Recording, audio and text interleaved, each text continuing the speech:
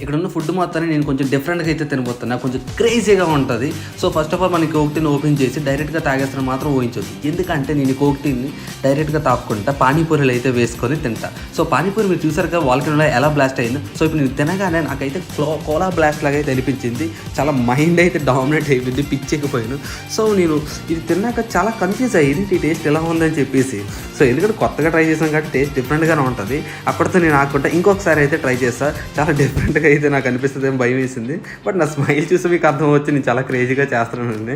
Wow, ఇది నిజంగా అదిరిపోయింది. ఇది తింటుంటే నాకు చాలా క్రేజీగా అనిపించింది. అక్కడితో ఆకుండా నా పక్కనున్న బర్గర్ని అయితే తీసుకుంటా. ఇప్పుడు ఆ బర్గర్లో ఉన్న లోపల ఉన్న వెజిటేరియన్ని నేను సైడ్ చేసేస్తాను. ఎందుకంటే ఆ బర్గర్ని కూడా కొంచెం డిఫరెంట్గా క్రేజీగా తినాలని చెప్పేసి పక్కన ఉన్న కేక్ని ఇందులో వేద్దాం అనుకుంటున్నా. ఎందుకంటే ఈ వెజిటేరియన్ని నేను సైడ్ పెట్టేసి ఆ బర్గర్ని క్రేజీగా తిందామని చెప్పేసి. సో బర్గర్లో ఫస్ట్ ఆఫ్ ఆల్ కేక్ అయితే తీసుకుందాం. సో ఈ కేక్ మీద ఉన్న చెర్రీ అయితే నాకు అస్సలు ఇష్టం ఉండదు, ఎందుకంటే ఆ చెర్రీ కొంచెం డిఫరెంట్గా టేస్ట్గా ఉంటుంది.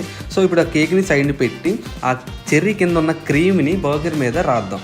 రాసిన తర్వాత కేక్ని హాఫ్ చేద్దాం, ఎందుకంటే ఫుల్గా పెట్టి ఆ బర్గర్లో తినడానికి కంఫర్టబుల్గా ఉండదు కాబట్టి. ఆ కేక్ని హాఫ్ చేసి బర్గర్ మీద పెట్టి ఇక మిగిలిన హాఫ్ కేక్ని సైడ్ పెడతా. సైడ్ పెట్టిన తర్వాత టిష్యూతో హ్యాండ్ క్లీన్ చేసుకుంటా. క్లీన్ చేసుకున్న తర్వాత ఆ హాఫ్ బర్గర్ని కేక్ మీద పెట్టిన తర్వాత డైరెక్ట్గా తినడానికి ప్రయత్నిస్తా. బట్ నాకు ఇది కొంచెం క్రేజీగా ఉంటుందో డిఫరెంట్గా ఉంటుందో ఎలా ఉంటుందో తెలీదు, కానీ తిన్న తర్వాత నాకు చాలా సాఫ్ట్గా అయితే అనిపించింది. ఎందుకంటే ఈ బ్లాక్ ఫారెస్ట్ చాలా స్మూత్గా ఉంది, అలాగే బర్గర్ కూడా చాలా సాఫ్ట్గా ఉంది. మెక్డానల్డ్స్ నుంచి ఆర్డర్ చేశాను, గుడ్ బర్గర్. వావ్, తినగా నాకు చాలా క్రేజీగా కాకుండా చాలా టేస్ట్గా అనిపించింది. ఎందుకంటే అందుకే నేను రెండోసారి కూడా తిన్నాను.